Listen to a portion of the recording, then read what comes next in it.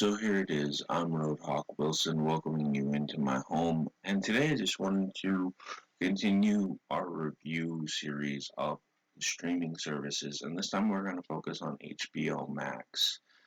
And honestly, this is one of my favorite, if not my favorite, new streaming service. Disney Plus was a little rocky at first, but turned out to be amazing. And HBO Max kind of took the whole idea of having a ton of streaming services within one and just amplified it to a whole new level. Um, the issues I have with HBO Max, I'll get out of the way first.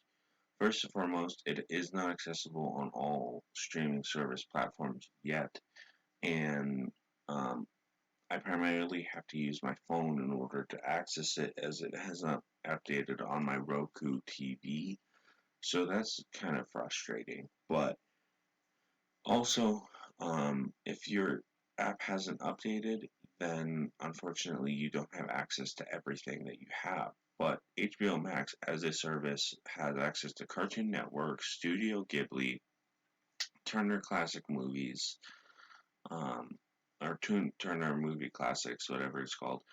Um, all of HBO shows and a bunch of others. And, there's an old Simpsons episode that does a conspiracy theory that these streaming services are making so much content so we can't watch everything.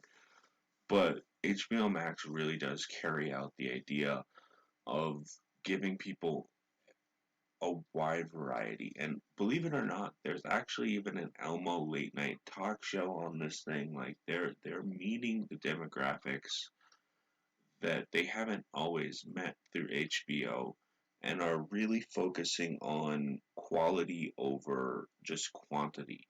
The streaming services that have decided to work with them, including DC, so if you don't have DC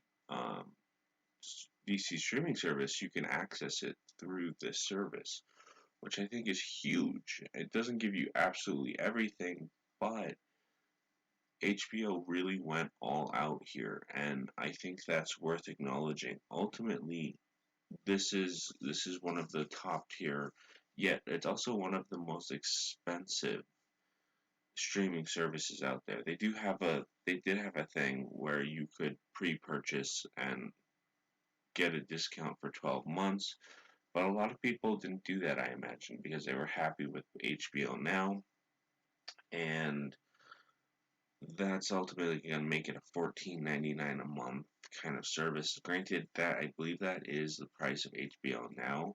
So the fact that they're keeping it at the same price and that they offered a lower price is even more impressive to me. Ultimately, I think this is everything that we should have deserved from HBO Max, and the fact that even more services and originals are going to come just makes this an even better service. Granted, yes, I only had a few grievances with this service, but I'm very impressed. With that, I'll see you guys in another video. I'll talk to you later. Bye. Keep up the nerd stuff, and I'll see you in another video.